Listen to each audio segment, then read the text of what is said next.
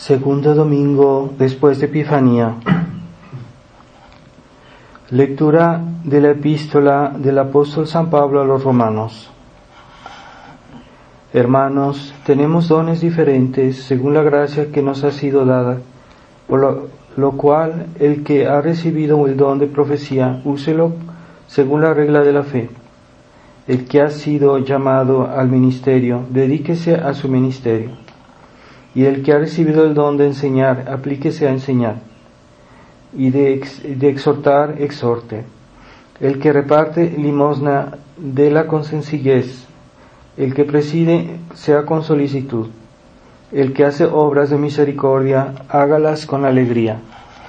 El amor sea sin fingimiento, aborreciendo lo malo, aplicándoos a lo bueno, amándoos recíprocamente con fraternal amor, anticipándoos en honraos unos a otros. No seáis remisos en hacer el bien, sino fervorosos de espíritu.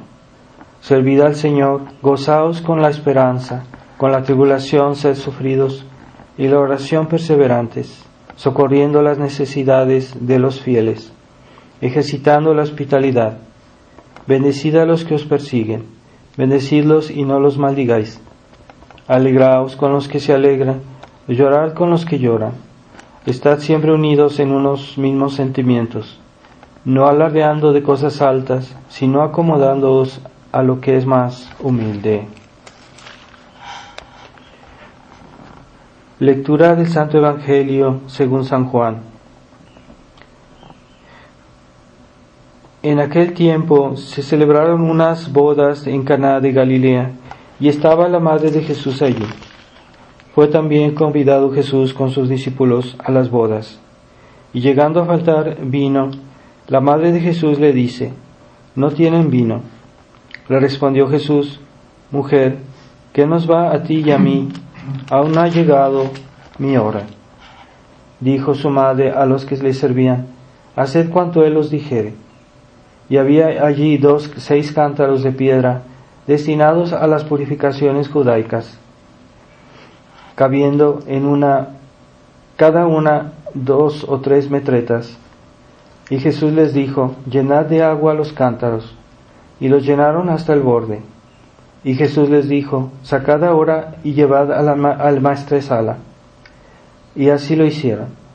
Y luego que gustó el maestresala el agua hecha vino, como no sabía de dónde era, aunque los sirvientes lo sabían, porque habían sacado el agua, llamó al esposo y le dijo: Todos suelen servir al principio el buen vino, y después que los convidados están alegres, entonces sacan el más flojo. Mas tú reservaste el buen vino para lo último. Este fue el primer milagro que hizo Jesús en Caná de Galilea, y manifestó su gloria, y creyeron en él sus discípulos.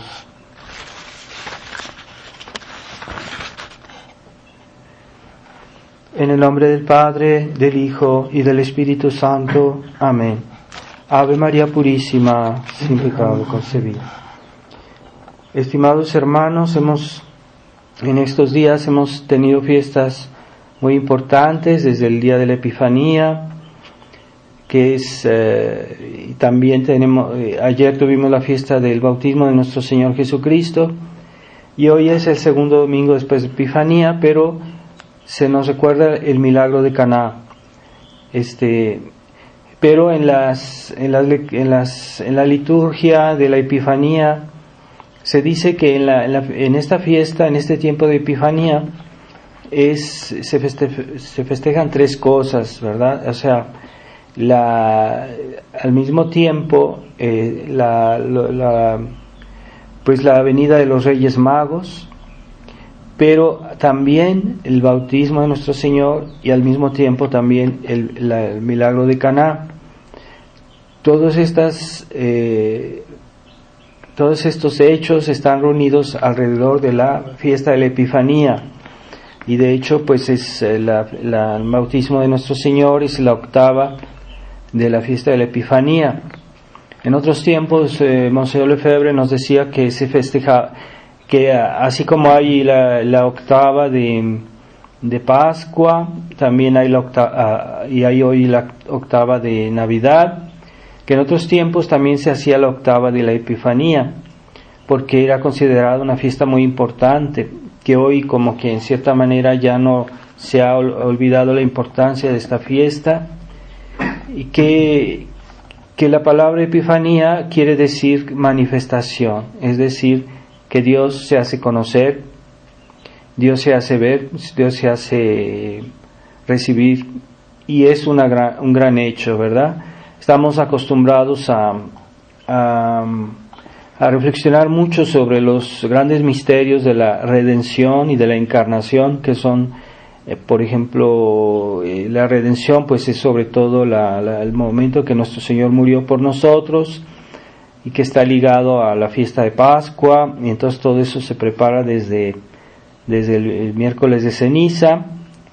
Pero alrededor de la Navidad se celebra sobre todo el misterio de la encarnación, cuando Dios se hizo hombre y estuvo con nosotros, ¿verdad?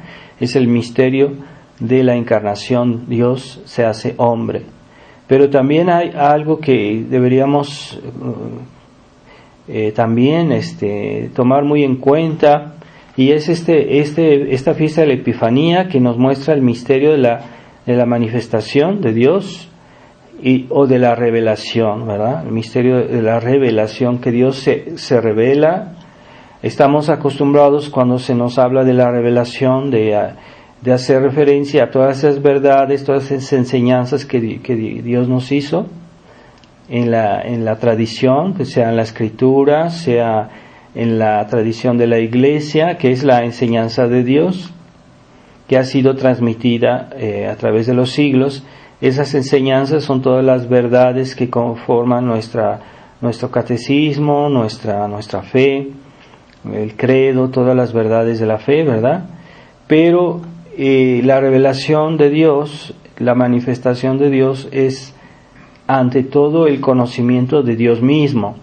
Así que ciertamente Dios vino y nos enseñó muchas cosas, y esas cosas pues debemos creerlas, pero la enseñanza más importante, la revelación más importante, la manifestación más importante es Él mismo, ¿verdad? El Dios mismo, que se hace conocer, que se hace ver, ¿verdad? Y entonces el primer objeto de nuestra fe no son las verdades reveladas, que son también objeto de la fe, pero en primer lugar el objeto de la fe es Dios mismo, conocer a Dios, conocerlo, y Dios se manifiesta, Dios se hace conocer. Y así que en estos tres hechos que la liturgia de la Iglesia nos insiste en este tiempo de la Epifanía, pues están relacionados con la manifestación de Dios, que Dios se hace conocer Él mismo, ¿verdad? Su persona, su divinidad. Y eso es a lo que hace referencia, por ejemplo, la venida de los Reyes Magos, que vinieron a ver a este niño y a adorarlo, ¿verdad? A reconocerlo. La liturgia nos dice que vinieron a las nupcias, o sea, a esas bodas que son las bodas de la Iglesia, o sea, las almas que se unen a Dios, y que por esa unión es como unas bodas con Dios, el hecho de conocerlo y amarlo. También el bautismo es Jesús se hace conocer porque San Juan Bautista lo presenta delante del pueblo judío y les dice: este es el Cordero de Dios, es el Hijo, el enviado de Dios, al que yo no tengo derecho ni de bautizar, ¿verdad? Y entonces en ese momento Jesucristo se manifiesta al pueblo judío, porque antes no estaba conocido, no sabían quién era, dónde estaba. Los Reyes Magos, el niño Jesús se manifiesta a los Reyes Magos también. Y en el milagro de Caná es su primer milagro, ¿verdad? Es el primer milagro que hizo Jesús y que es el inicio de su vida pública. Es decir, que empezó a ser conocido por el pueblo judío cuando él comenzó a hacer milagros, ¿verdad? Entonces también es que Él se manifiesta y se hace conocer, ¿verdad? Y hace conocer su divinidad porque Él hace milagros, y esos milagros que solo Dios puede hacer, entonces está manifestando su divinidad. Entonces esta revelación de Dios debemos tener en cuenta que antes no se conocía a Dios, o se conocía mal antes de la venida de Jesucristo, porque los judíos tenían un concepto de Dios, de un Dios del temor, un Dios del castigo, y habían perdido de vista toda la bondad de Dios, todo lo que es Dios, y habían deformado la enseñanza que habían recibido de Moisés, y no le daban ese sentido de esa bondad divina que nos empuja a la caridad con el prójimo y a la misericordia. Y aquí pues Dios se hace manifiesto en estos tres hechos, ¿verdad? Estas tres fiestas que celebramos alrededor de la fiesta de la Epifanía. Y entonces esa verdad que Dios nos manifiesta es primero la verdad de Dios. O sea, hay que tener muy presente esto, porque hay personas que se conforman con las verdades reveladas de Dios, las verdades de la iglesia, las verdades de los mandamientos, del credo, de los sacramentos, que es muy importante, claro está, pero es más importante el conocimiento de Dios, que es lo que hará, es lo que es esencial a la gloria del cielo, la beatitud en el cielo. Lo que es esencial a la visión, a la gloria del cielo, es la visión de Dios, y es lo que hace más felices a los santos, más que todo lo demás, ¿verdad? Porque en el cielo será una gran felicidad estar con los demás, con los santos, con la Virgen María, que en el cielo no habrá más sufrimiento. En el cielo habrá también todos los bienes de la naturaleza. En el cielo habrá todos los bienes que podamos imaginar, bienes creados. Pero el mayor causa de felicidad, de una manera incomparable con todo lo demás, porque todo lo demás es creado, pues es la visión de Dios, el conocimiento de Dios. Esa manifestación de Dios que se hará en la visión beatífica en el cielo. Entonces, la gran alegría de los santos es ver a Dios. Y todo lo demás es muy secundario, porque Dios esencialmente es infinitamente más que todas las demás criaturas. Así que en el cielo, generalmente la gente piensa que cuando habla del cielo, dice, bueno, en el cielo tenemos todo lo que necesitamos, será muy bonito, podemos ver a los santos, que será todo eso muy hermoso. Entonces podemos tener un concepto del cielo de cosas, de todo lo que está relacionado con las criaturas, y todas las cosas que en la tierra vemos que son bellas y que son buenas, que digamos, bueno, en el cielo también las tendremos en su plenitud. Entonces piensan que el cielo es eso. El cielo es esencialmente la visión de Dios, y lo demás es accidental. Entonces la visión de Dios en el cielo es lo esencial. Entonces aquí en esta vida debemos tener ese concepto de la epifanía, la manifestación de Dios, a la cual ya estamos participando por la fe. O sea, el acto de fe que hicieron los Reyes Magos, el acto de fe que hicieron los judíos que escucharon a San Juan Bautista el día del bautismo, y el acto de fe que hicieron aquellos que al ver que Jesús hizo un milagro creyeron en él, como dice el Evangelio, los apóstoles creyeron en él. Entonces eso es un acto de fe, pero en algo que Dios hizo, ¿verdad? O algo que es con relación a cosas creadas, mientras que lo esencial es creer en él, ¿verdad?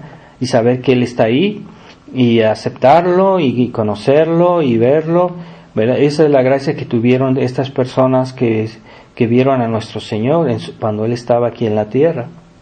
Y el conocimiento de Dios es lo mayor a lo que podemos aspirar, lo mayor que podemos desear, la mayor felicidad que hay en el cielo. Por eso en el infierno, los que están en el infierno, su mayor pena, como mucha gente cree que es el fuego, que es estar con el demonio, que es los tormentos del infierno, ¿verdad? Eso no es la mayor pena de los condenados. Es justamente lo contrario de poseer a Dios. El hecho de haber perdido a Dios es lo que más los hace sufrir. Y en ese momento tienen más conciencia de lo que han perdido, ¿verdad? De ese bien tan grande que es Dios que han perdido. Eso los hace sufrir más que el fuego. Eso los hace sufrir más que los tormentos que les infligen los demonios y Satanás y todos los condenados, ¿verdad? Todo esos sufrimientos del fuego y lo que pueda haber en el infierno son secundarios, y lo esencial del infierno es haber perdido a Dios. No es simbólico, es lo que más realmente los hace sufrir de una manera mucho más, incomparablemente más que el fuego del infierno. Pero en esta vida nosotros no vemos a Dios, y por eso lo podemos valorar menos la importancia de poseer a Dios, ¿verdad? Y la posesión de Dios se hace por el conocimiento de Dios. Así que ciertamente nosotros hemos recibido de la iglesia muchos bienes, pero y cuando nosotros estamos rezando, cuando nosotros vamos a la misa, cuando recibimos las gracias de Dios en la misa, no es eso lo esencial que debemos recibir. Lo esencial es que podamos unir nuestra alma a Dios mismo, a Dios en persona. Y ese contacto con Dios ya se realiza en esta vida por la fe, ¿verdad? Ciertamente la fe es la introducción a toda la vida cristiana, y el que tiene si tenemos la fe, pues podemos tener todas las demás virtudes, podemos esperar en Dios, podemos amar a Dios, podemos servir a Dios. Esa fe es el principio de toda justificación, y sin fe pues no podemos ni siquiera tener la gracia de Dios, ni siquiera ser hijos de Dios. Y somos hijos porque conocemos a Dios, porque al conocerlo lo aceptamos, lo amamos y nos unimos a Él, y entonces somos hijos de Dios.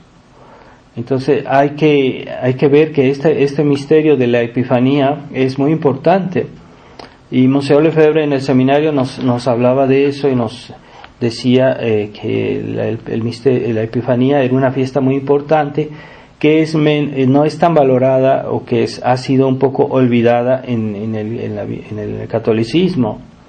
Entonces debemos reconocer en la Epifanía pues el misterio de cómo Dios se revela, no solo revela sus enseñanzas, pero se revela Él mismo, y eso es la principal alegría que podemos tener.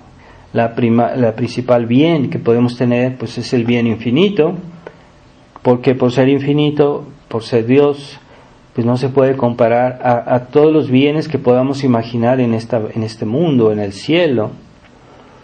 Pero el problema es que en esta vida sabemos eso, ¿verdad?, por la fe, pero el problema es que a veces sabemos pero no creemos suficiente, o no queremos hacer confianza en esta fe, y por eso hay una cierta falta de fe que es culpable, ¿verdad? Que cuántas veces en nuestra vida no hemos actuado realmente conforme a lo que creemos, ¿verdad? Y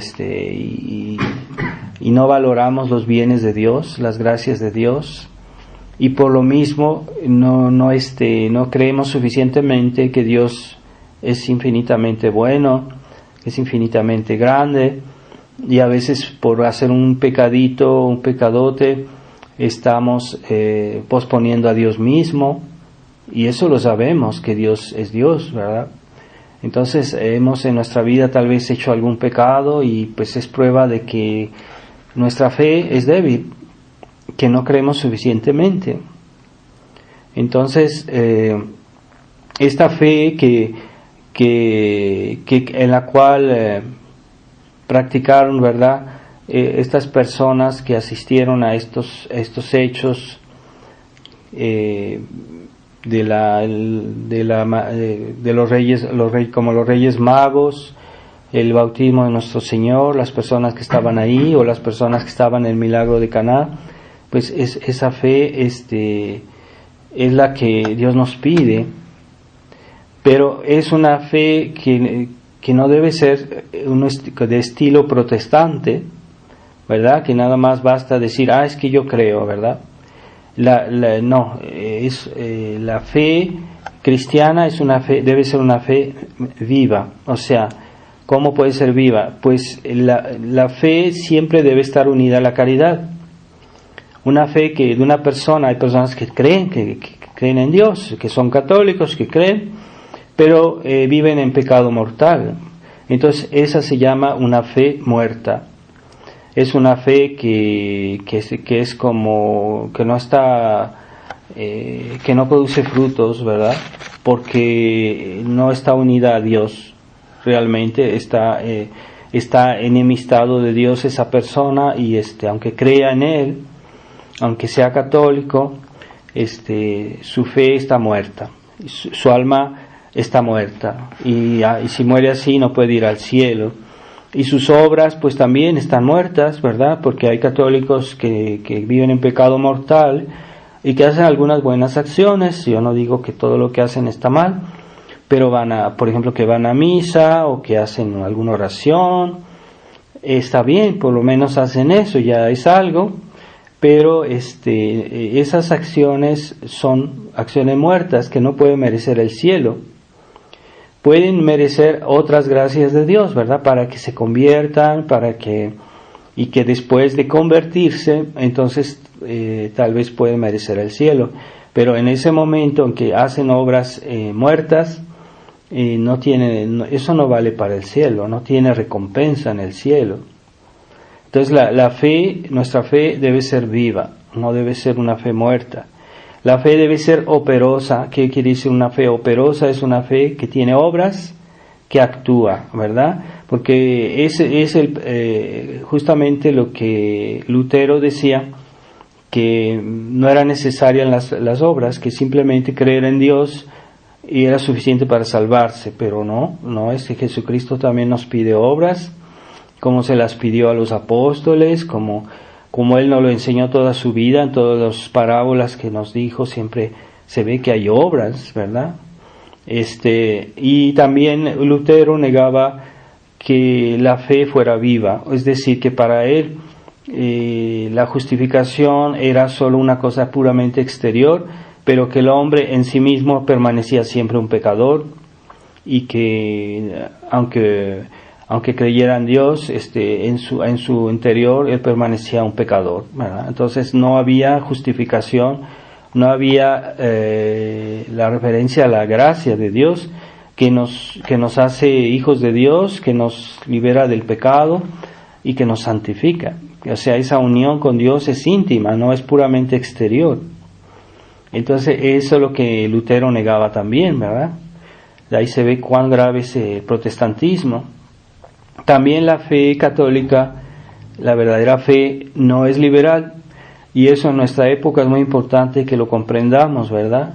O sea, debemos aceptar la verdad como no de una manera así puramente exterior, de una manera simplemente de palabra o de mente. Es decir, hay personas que dicen, es que yo pienso esto, yo acepto esto, y lo dicen, pero en sus obras no hay coherencia, ¿verdad? Entonces los liberales son así, los católicos liberales no son lógicos con lo que piensan, o son lógicos hasta un cierto punto, ¿verdad? Porque quieren aceptar unas cosas sí, otras no. Entonces hay personas que son más liberales que otras y entonces van más allá en esta cuestión y a veces aceptan menos cosas o menos obras, ¿verdad? Entonces, pero eso se basa en un concepto deformado de lo que es la verdad y que la verdad es una. Entonces, ¿cuáles son los caracteres fundamentales de la verdad? Pues que es una, o sea, no hay dos verdades, como hoy mucha gente dice y los modernistas dicen, ¿verdad? O el Papa, que, o sea, cada quien tiene su verdad, que cada religión está bien. Entonces, no, la unicidad de la verdad es que es solo una verdad, ¿verdad? Entonces si una persona tiene razón, los otros pues no tienen la razón, ¿verdad? Si dijimos, bueno, este árbol es de color verde, entonces es una verdad. O sea, si otra persona viene y dice, no, es que es azul, o otra persona viene y dice, no, es que es de color naranja, no, este árbol es verde, es una verdad. Esa es la unicidad de la verdad, que todo el mundo opina, que todo el mundo dice, es que nosotros somos democráticos, nosotros somos muchos, nosotros tenemos la razón porque somos muchos. Pues no, la verdad es una, ¿verdad? Entonces, también la verdad es coherente, es decir, que cuando dos cosas son verdades no pueden ser contradictorias. O sea, a veces vemos que algo, decimos, esto está bien, pero también hay otra cosa que me parece que está bien, pero esas dos cosas están en contradicción. Entonces, no, o una está bien y la otra está mal, porque si están en contradicción quiere decir que una no está bien. Esa es la coherencia. Entonces, toda la obra de Dios es coherente, toda la creación, ¿verdad? Y ahí se ve que son cosas buenas, porque hay coherencia, ¿verdad? Entonces, vemos cómo Dios puso armonía en la creación, ¿verdad? Entre el reino animal, el reino mineral, el reino vegetal y el hombre, todo eso estaba en armonía antes del pecado, había coherencia. Y también las ideas, ¿verdad? Por ejemplo, cuando yo tengo una idea de una verdad que yo conozco y después conozco otra cosa que me parece que está en contradicción, entonces ahí puede ser que una de esas tiene que ser que una de las dos es algo que es erróneo o que es malo. Entonces ahí está la coherencia de la verdad. Y entonces el católico liberal no ve esa coherencia y es capaz de hacer cosas contradictorias, ¿verdad? Entonces, cuando hicieron el concilio, hicieron por ejemplo la nueva misa y decían, bueno, esta misa decía herejías, la primera promulgación de la misa decía herejías, entonces hubo cardenales que protestaron y hubo mucha gente que se inquietó. Y después hicieron una declaración como diciendo, no, es que todo lo que está en la misa es conforme a la tradición de la Iglesia, a lo que siempre se ha dicho, ¿verdad? Como esta declaración que hizo el Papa últimamente con la cuestión de los homosexuales, ese documento que aprueba las uniones de los homosexuales, y dice, no, pero esto no está en contradicción con lo que siempre la Iglesia ha enseñado. Pues es una soberana contradicción. Es absurdo, ¿verdad? Entonces los católicos liberales creen en la incoherencia de la verdad. Entonces dicen una cosa y después dicen lo contrario y eso no les preocupa, no les inquieta, porque no ven que la verdad debe ser coherente. Entonces también muchas veces en el concilio, cuando le reprochaban a Pablo VI que había cosas que no estaban bien, entonces él decía, no, es que no se preocupen porque todo está conforme a la enseñanza de siempre de la Iglesia, a la tradición. Pues era una contradicción. Ellos no se molestan, no tienen miedo de la contradicción, del absurdo. Entonces, tengamos presente, pues, si no queremos ser católicos liberales, debemos tener sentido de la coherencia. Cuando vemos que alguien nos dice una cosa y después vemos un hecho, vemos algo que está como en contradicción, debemos decir, mira, esto no va, o sea, aquí hay un problema, o sea, no hay coherencia. Entonces quiere decir que que no todo es verdad, o que no es verdad, absolutamente. Entonces, tengamos el sentido del respeto, de la coherencia de la verdad. Después hay otro carácter de la verdad, que es la exclusividad. La verdad es exclusiva. O sea, si esto es la verdad, todos los otros que contradicen esta verdad son falsos. Es exclusiva. Solo hay una verdad. Excluye todos los errores. Todo lo que la contradice es exclusiva. Y es lo que molesta mucho a los modernistas, lo que molesta mucho a los ecuménicos, que molesta mucho a los católicos liberales, esa exclusividad. Es que tú eres intolerante, tú eres una persona que no acepta el diálogo, eres una persona insoportable, eres una persona que no tiene caridad, porque ellos no pueden tolerar la exclusividad de la verdad. Entonces, si la religión católica es la verdadera, todas las demás son falsas. Si la religión católica es la religión de Dios, la religión que fundó Jesucristo, entonces todas las demás son falsas. Eso es la exclusividad de la verdad. Bueno, los católicos, con esa tolerancia que hoy tanto se dice, que según ellos esa tolerancia es la verdad, es la caridad. Es que tú no quieres aceptar a los demás, tú no quieres tener caridad, quieres tú ser nada más tú solo. No, eso no es ninguna falta de caridad, porque la caridad siempre está fundada en la verdad. Así que para practicar la caridad, primero hay que poseer la verdad. Y ya fuera de eso, pues es una falsa caridad, es una falsa bondad. Entonces, la verdad es única, es coherente, ¿verdad? Así que también la coherencia debemos verla en nuestros actos, ¿verdad? Nosotros, es que yo actúo como pienso. Y debemos a veces juzgarnos a nosotros diciendo, mira, yo estoy haciendo cosas contradictorias, algo no está bien. Debo pensar por qué hago esto y no debo ser coherente. Y si pienso que Dios ha dicho esto, entonces debo excluir todo lo que Dios no quiere, lo contrario. Y después la verdad también es universal, es decir, que es para todos y en todos los casos sirve y es el único camino que podemos practicar.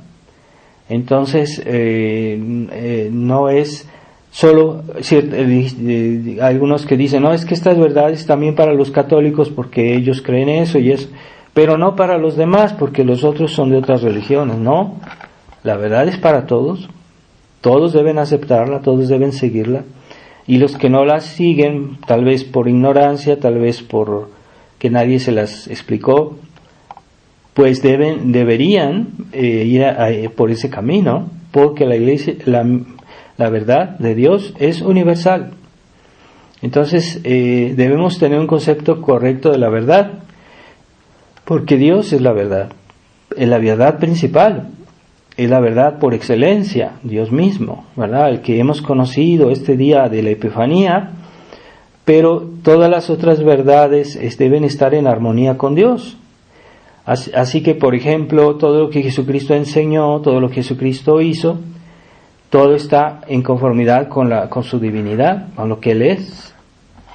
Entonces, así toda nuestra vida debe estar en conformidad con la divinidad, con Dios, con la enseñanza de Jesús, que es la misma que la enseñanza de la Iglesia. No hay que hacer la separación como hacen los protestantes. Está la enseñanza de Jesús y después está la enseñanza de la Iglesia. No. Es una misma cosa, ¿verdad? La Iglesia no hace más que repetir no hace más que transmitir la enseñanza de Jesús de una manera más explicada, más adaptada a las personas, porque esa es su misión, ¿verdad?, de aplicar la verdad a las almas. Entonces hay personas que son muy críticas con la iglesia y dicen, no, es que yo estoy con Jesucristo, ¿verdad? Eso es protestante, eso es mentalidad protestante. Y entonces debemos abandonar ese espíritu liberal que no tiene confianza en la verdad. Es lo típico de los liberales, que quieren, por ejemplo, hacer la conciliación entre este mundo y la sabiduría de Dios, la enseñanza de Jesús, que es la sabiduría de la iglesia, con la sabiduría del mundo. Ellos creen en eso, los católicos liberales, porque no ven la exclusividad de la verdad. Y ellos creen que la verdad de la fe se puede conciliar con la sabiduría del mundo. Y lo que es más típico, cómo se puede reconocer bien a un católico liberal, es una persona que cree en la conciliación de la verdad, de la sabiduría del Evangelio, la sabiduría de Dios, la sabiduría de la Iglesia, con la sabiduría de este mundo. Y del mundo tal cual hoy lo conocemos, que es un mundo liberal, es un mundo que cada vez es más anticristiano, y ellos creen que se puede conciliar la vida cristiana con este mundo. Entonces, no ven que el mundo moderno es una fermentación de todas las ideas anticristianas que han nacido revolucionarias desde la Revolución Francesa, y este mundo moderno no es el mundo tal como Dios lo hizo, porque el mundo como Dios lo hizo es bueno, ¿verdad?, como lo hizo en tiempos de Adán, pero es que el mundo después del pecado ya no es el mismo, y este mundo ya no está en orden, y este mundo no es sano. Entonces Jesucristo nos vino a advertir que cuidado con el mundo, ¿verdad? Y él decía, si a mí me han odiado, el mundo me ha perseguido a mí, con más razón a vosotros, ¿verdad? Entonces, yo no rezo por este mundo. Jesús no quiso rezar, lo dijo. Yo no rezo por este mundo. Entonces, el católico liberal no tiene claro que el mundo actual, el mundo como es concebido por la Iglesia, que nos habla el enemigo, uno de los enemigos del alma, ese mundo es malo, ¿verdad? No es el mundo creado por Dios, sino el mundo desviado después del pecado. Así que en este mundo existe el mal, existe el pecado, y por eso no podemos aceptarlo así, tal cual es. Este mundo liberal, este mundo moderno. Pero los católicos liberales creen que se puede conciliar el mundo cristiano con el mundo que es enemigo de Dios. Y ahí está esa contradicción que ha hecho tanto daño. Entonces, cuando vemos que un católico está siempre hablando de cosas del mundo moderno, que se viste como la gente moderna, que tiene las mismas distracciones, que tiene las mismas actitudes, que tiene los mismos comportamientos que la gente del mundo, que la gente que vive como si Dios no existe, y que quieren ir a la playa en Semana Santa, y que quieren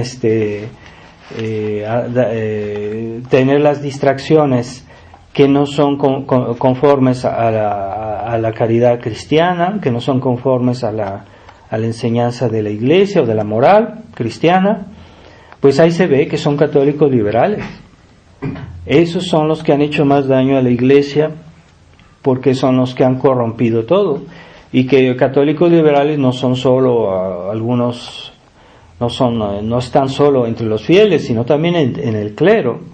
Ese clero liberal que creyó como dijo el cardenal Ratzinger, ¿verdad?, que la preocupación del concilio fue de asimilar 200 años de cultura liberal. Eso es típicamente un católico liberal que dice eso.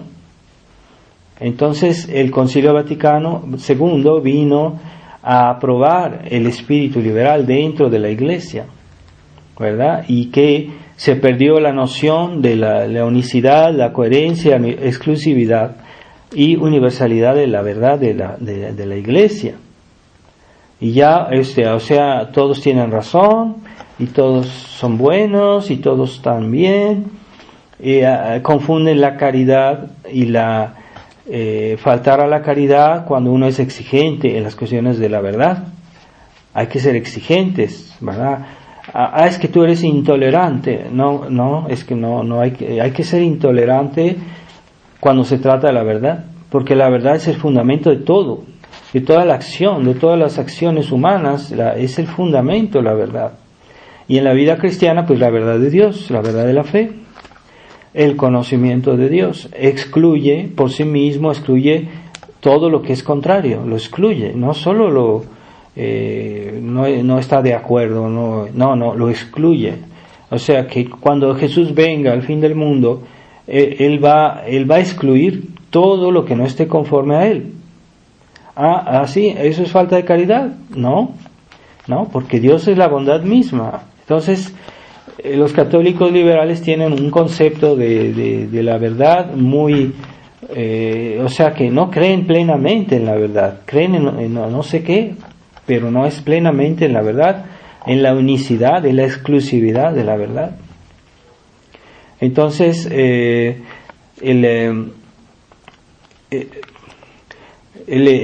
espíritu conciliar, quieren conciliar, el espíritu del Evangelio con el espíritu del mundo. Ahí se conoce un católico liberal.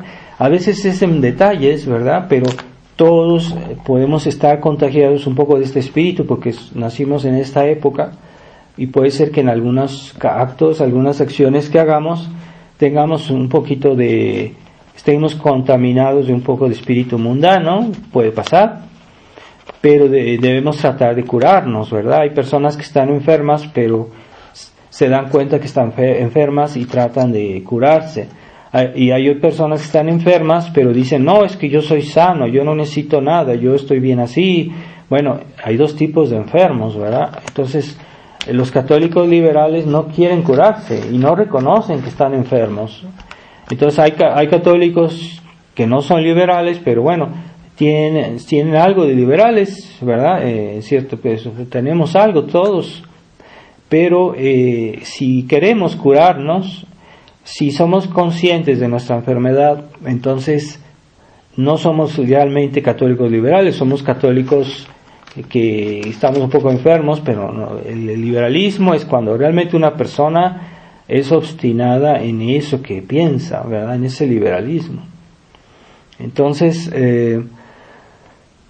ellos creen en eso, ¿verdad? Creen que el Evangelio y el mundo se pueden conciliar, que yo puedo ir a misa y después ir a la discoteca, o ir a hacer cosas, a vestirme mal, o a ir a lugares dudosos, o a ir a espectáculos dudosos, o tener diversiones que no están plenamente conformes a nuestra religión, ¿verdad? Como hay papás que le permiten a sus hijos tener celulares y estar viendo cosas que no están correctas, música que no es cristiana, que es mala, o que están haciendo juegos que son extremadamente violentos y dan a los niños un espíritu de crueldad. O sea, es contrario a la compasión, ¿verdad? Cuando hay juegos que hacen que los niños que son juegos de matar, y eso hace que los niños adquieran un espíritu de crueldad. Eso no es cristiano. Pues hay papás que no ven nada malo en eso, ¿verdad? Y que hay cosas que no son realmente compatibles con nuestra vida cristiana, ¿verdad? Si una persona dice, bueno, le voy a dejar a mis hijos que jueguen juegos electrónicos, etcétera, pero ya después los niños no quieren decir el rosario, no quieren hacer sus obligaciones, no quieren comer con la familia porque tienen que estar jugando, pues eso no es coherente con la verdad cristiana, no es coherente. Entonces ahí hay un problema en estas personas. Los papás liberales dan muchas libertades a sus hijos. Y según ellos por bondad, según ellos por condescendencia. Pobrecitos, para que se diviertan, ellos son pequeños, es normal que se diviertan, es que son niños, y entonces les toleran todas esas cosas y les hacen un daño. Entonces, de tal palo, tal astilla, los hijos de padres liberales son así también. Después se vuelven así o peores, porque el mundo como está en constante decadencia, todas las cosas tienden a agravarse. Entonces, es muy típico esa mundanidad de los católicos liberales, es algo muy típico. A veces es más mitigada, a veces es más abierta, pero es siempre ese espíritu mundano, ese espíritu de convivir con el mundo, ¿verdad? No se puede convivir con el mundo, se puede vivir en este mundo, pero no somos del mundo, como decía San Pablo, ¿verdad? Estamos en el mundo, pero no somos del mundo. Entonces los católicos liberales se sienten de mundo, les encanta que los miren, que los alaben, que los elogien, ¿verdad? Es esa mentalidad de mundo que no es cristiana y que no es buena, pero no quieren curarse porque ellos dicen, no, es que ahorita todos son así, entonces es normal, es todo lo que el mundo hace, toda la gente lo hace hoy, entonces es normal. Y esa mentalidad del católico liberal que es democrática, y quieren que los sacerdotes se vuelvan así, como ellos, los presionan para que se vuelvan como ellos, y cuando ya se vuelven como ellos, algunos sacerdotes después los desprecian, ¿verdad? Los desprecian, ¿no? Entonces, no, tengamos mucho cuidado en que no adquirir ese espíritu, pero tengamos un concepto muy claro de lo que es la verdad, pero sobre todo la verdad de Dios, porque toda verdad humana, creada, es una participación a la verdad divina, y eso deben entenderlo los católicos, ¿verdad? Entonces, si no tienen ese concepto de conocimiento de Dios en primer lugar, y después de las criaturas en segundo lugar, entonces van a estar desorientados. Es normal que una persona que no hace su base en la verdad de Dios, que después cometa errores, porque todo viene de Dios y todo es en armonía con Dios. Y si tienen claras estos caracteres fundamentales de la verdad, que son la unicidad, la coherencia, la exclusividad y la universalidad de la verdad, pues será mucho más fácil para ellos servir a Dios y salvarse. Entonces, es el problema de los católicos liberales, que tienen, por el hecho mismo que no tienen un concepto de la verdad exclusivo, entonces hacen muchas concesiones con el mundo, porque para ellos la verdad no es exclusiva, o disminuyen esta exclusividad. A veces hay algunos que tienen un cierto sentido de la exclusividad, pero no total, y entonces ahí tienen un problema, es un inicio del liberalismo.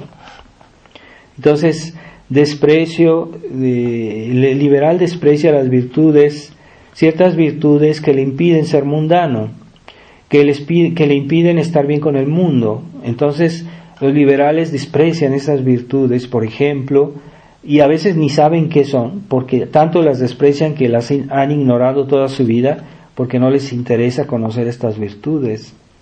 Entonces, son gente que vive en lo exterior, y las virtudes cristianas son virtudes interiores. Entonces, el católico liberal no ve la importancia de las virtudes interiores, ¿verdad? Como son la presencia de Dios, vivir en presencia de Dios, ¿verdad? La abnegación, como las madres cristianas de otros tiempos que sabían lo que era la abnegación y la practicaban. Hoy no, las mamás quieren vivir su vida y sacrifican a los hijos. Los papás se divorcian para no sufrir y hacen sufrir a sus hijos, entonces no hay abnegación. El valor del sacrificio, es que no, yo no quiero sufrir, yo nomás quiero ser feliz. No es justo que yo sufra, no, es que a veces hay cosas que nos hacen sufrir, no es que las busquemos el sufrimiento como tal, pero hay obligaciones que uno las hace y nos hacen sufrir, ¿verdad? La paciencia, con los demás, nuestras obligaciones, nuestro trabajo, hacer esfuerzos para santificarse, es un sacrificio, todo eso es sacrificio. El valor del sacrificio, ellos no lo estiman, no lo ven. El valor de la obediencia, hoy ¿quién piensa en el valor de la obediencia, verdad?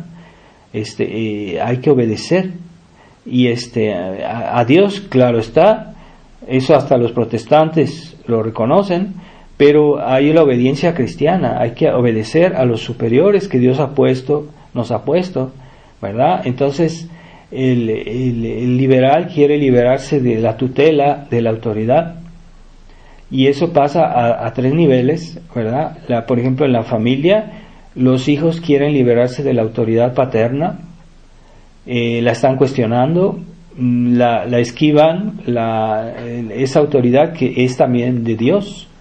Los papás representan a Dios delante de los hijos, entonces la obediencia a los hijos, cuando pueden hacer una excepción, pues la hacen y la vuelven a hacer, ¿verdad? Cuando uno acepta la excepción como una opción, pues después ya no hay límites, entonces uno va a hacer siempre excepciones, ¿verdad? No debe haber excepciones, la obediencia debe ser siempre, ya que los hijos son mayores, que están adultos, ya pueden ellos tener una vida, fundar otra familia, lo que fuera, pues ahí ya la obediencia ya no se practica de la misma manera, ya no están obligados a obedecer a sus papás como lo hacían cuando eran niños, pero siempre queda un deber de escuchar a los papás, por lo menos escuchar sus consejos. Después el celo por el servicio de Dios, porque es algo penoso, es algo que exige esfuerzos, es algo que no está siempre bien visto por los demás, por la gente del mundo. Entonces, si yo tengo celo por el servicio de Dios, celo por la verdad, celo por la tradición, pues yo seré mal visto en esta sociedad. Pero el católico liberal no quiere ser mal visto.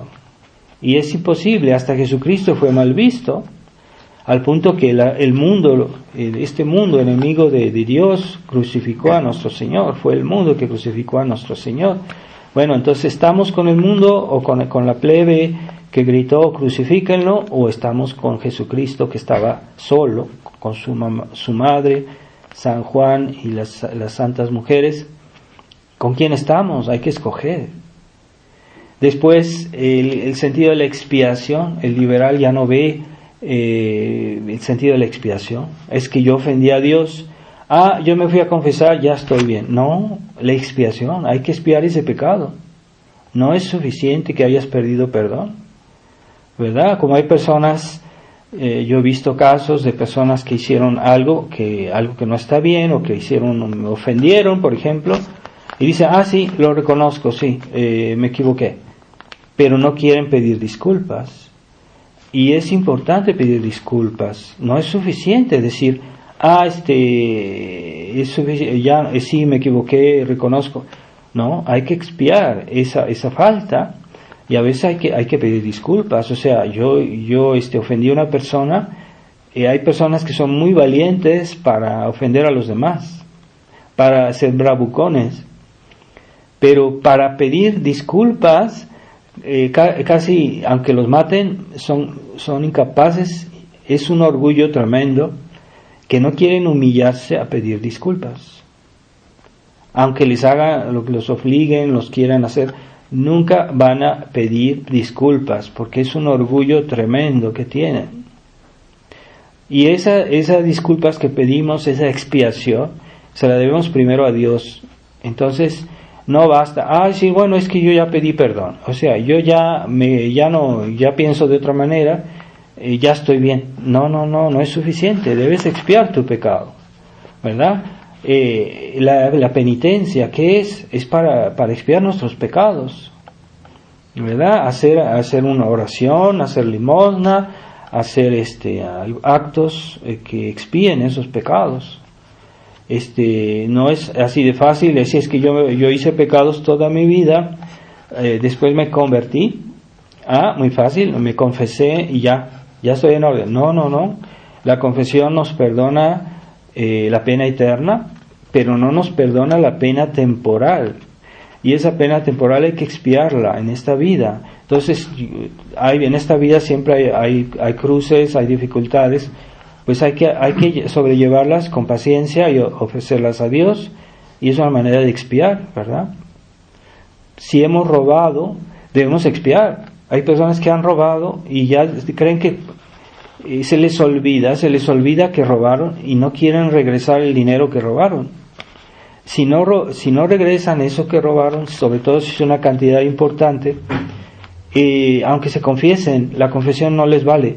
No, es una confesión sacrílega si no quieren expiar, si no quieren reparar el daño hecho, ¿verdad? O hay personas que dijeron mentiras de su prójimo, que lo difamaron de algo grave, y dice, pues me voy a ir a confesar. Sí, pero también tienes que reparar el daño que hiciste.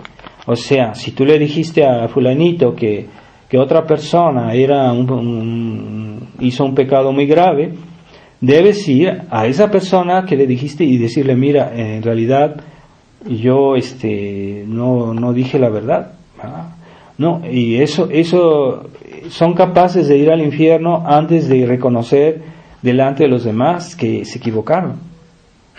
Entonces, que no se hagan ilusiones. En ciertas cosas hay que hacer reparación, no en todo, hay cosas muy pequeñas que no es tan fácil, pero en cosas sobre todo importantes debemos hacer reparación. Y es una ilusión creer que Dios nos perdona nuestros pecados si nosotros no hemos hecho esa reparación, ¿verdad? Si yo robé, pongamos, 1,000,000 de pesos y después me voy a confesar y me acuso, es que yo robé esto, pero ya después de la confesión yo sigo con este dinero y no lo regreso, y entonces es toda una falsedad. Todo eso no hay ningún arrepentimiento. ¿Cómo quieren que Dios perdone algo así? Y no lo ven porque están cegados y no quieren verlo. Entonces, expiación, hay que reparar el mal hecho, los errores, ¿verdad? A muchos se les hace muy fácil. Hay unos creen que cuando alguien hizo a alguien un mal muy, muy grave o una ofensa muy grave, apenas hacen un gesto que manifiesta un cierto arrepentimiento, pero no son capaces de excusarse. Eso creen que para ellos es como una humillación. Pues sí, es una humillación. Dios nos pide humillarnos y hay que aceptar ciertas humillaciones. ¿Por qué? Porque eso forma parte de la reparación, de la expiación.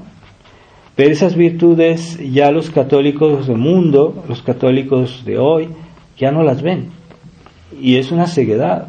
Entonces siguen yendo a misa, siguen comulgando y en realidad están ofendiendo a Dios.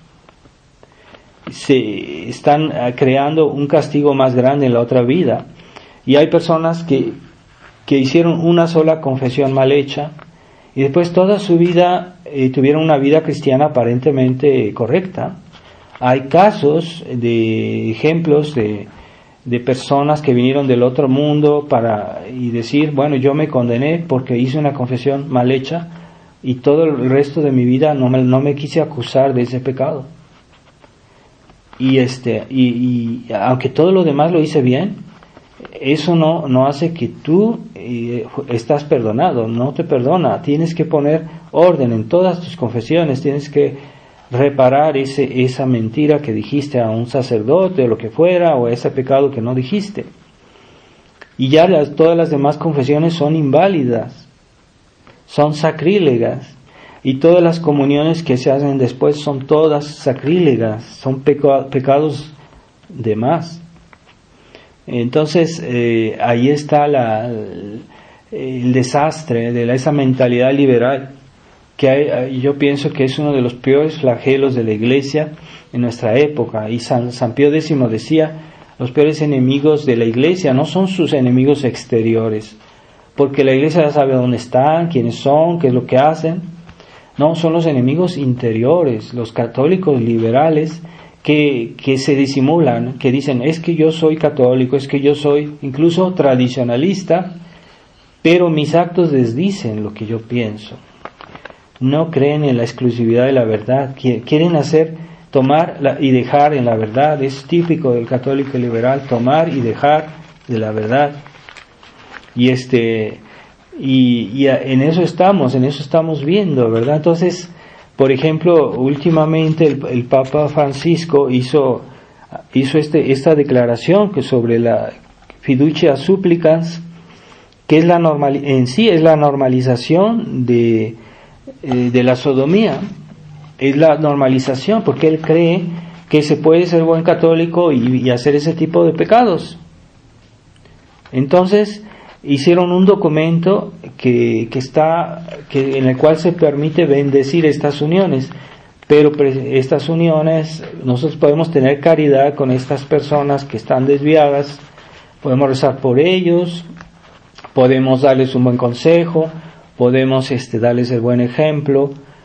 Y por ejemplo, si una persona que tiene ese vicio, que va a una iglesia a rezar, pues felicitaciones, está bien, tal vez eso le ayude, pero no podemos aprobar el acto como tal, ¿verdad? Y entonces este documento es la aprobación, no solo aprobación, la bendición, es una manera de aprobar, no solo de probar, sino de promover, porque cuando yo bendigo algo es para que siga,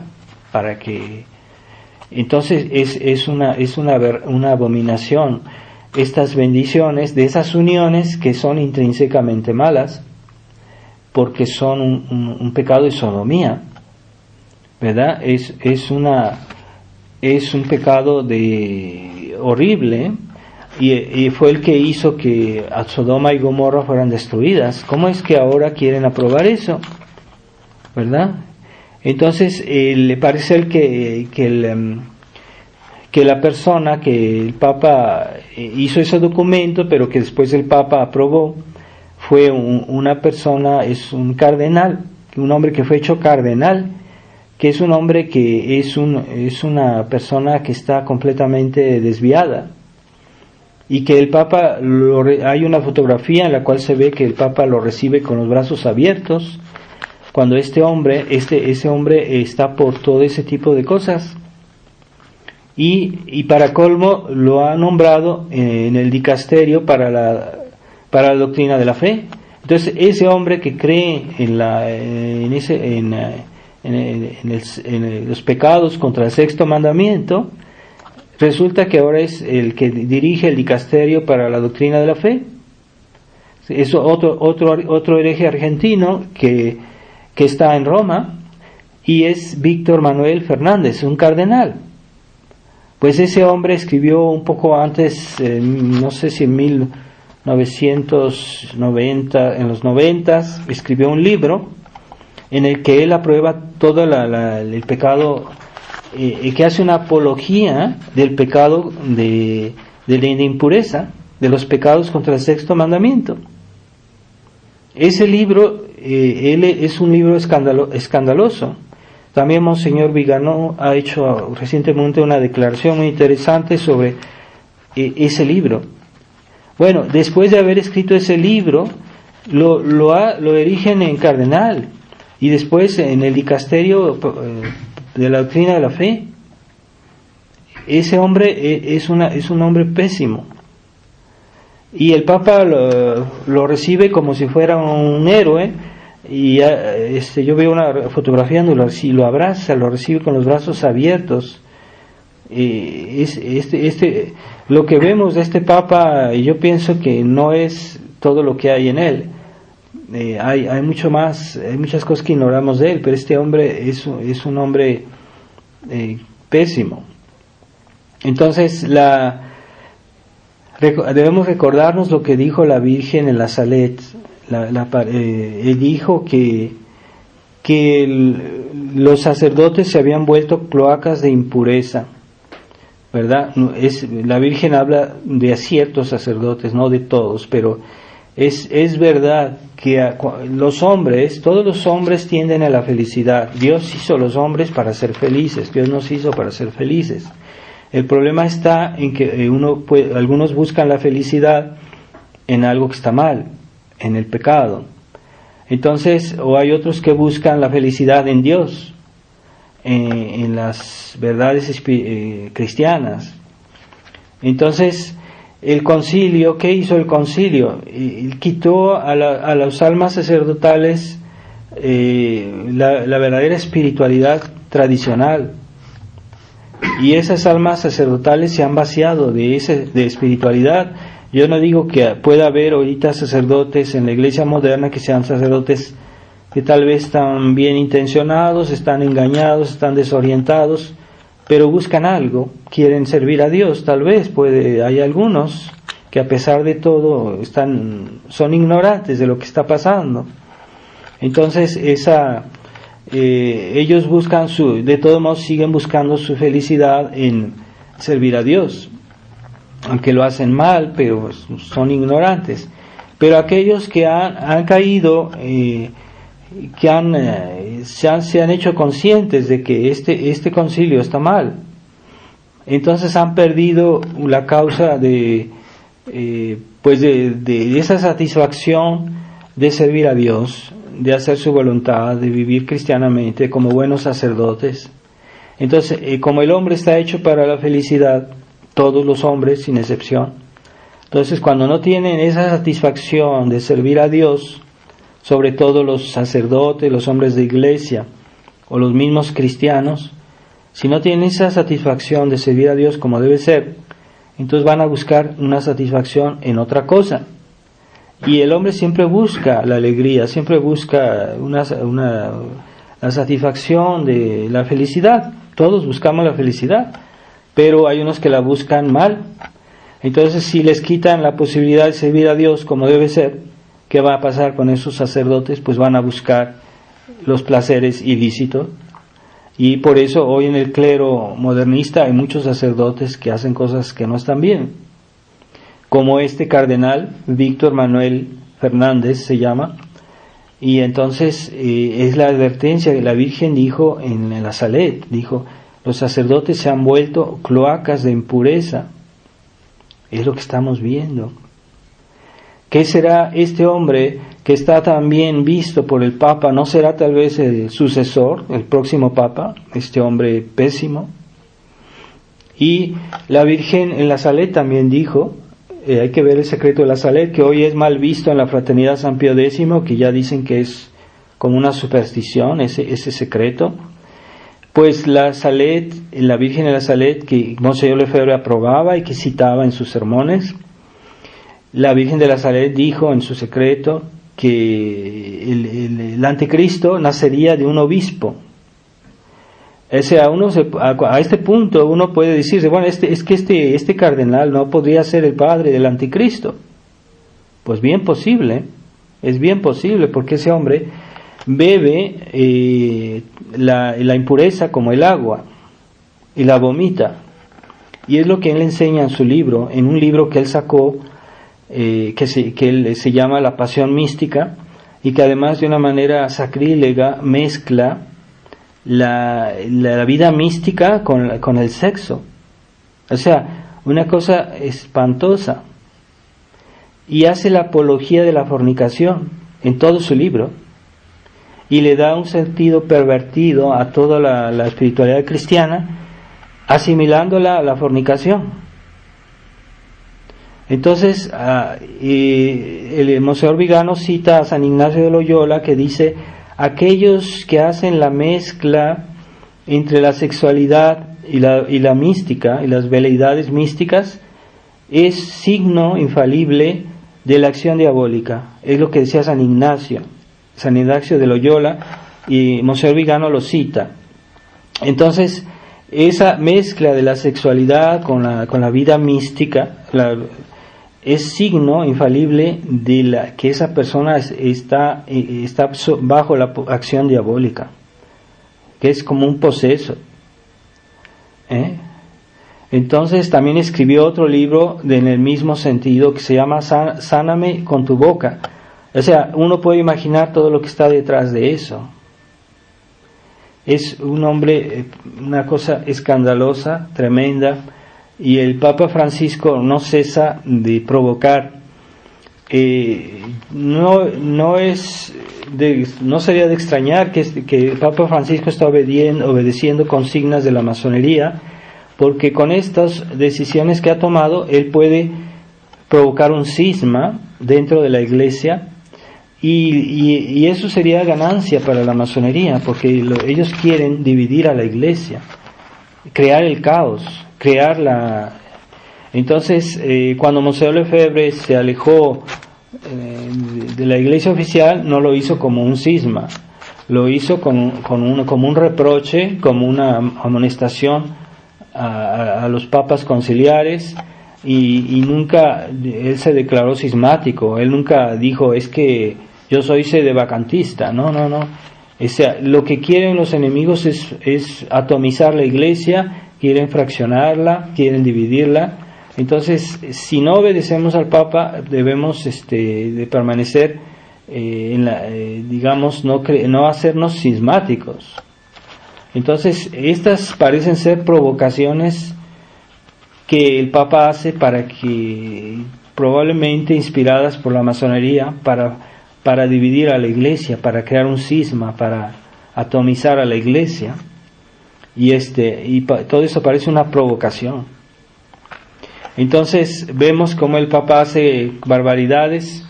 Hoy los que dominan el mundo, los mundialistas, incluso los hombres de Iglesia que están al servicio del mundialismo, como el Papa Francisco, hacen cosas muy graves, pero ya no temen las consecuencias, porque se sienten tan seguros de su poder que siguen. Y hay manifestaciones, hay protestas. Por ejemplo, ahora actualmente hay protestas muy grandes en Alemania de los campesinos contra las leyes que han hecho para destruir la economía del país.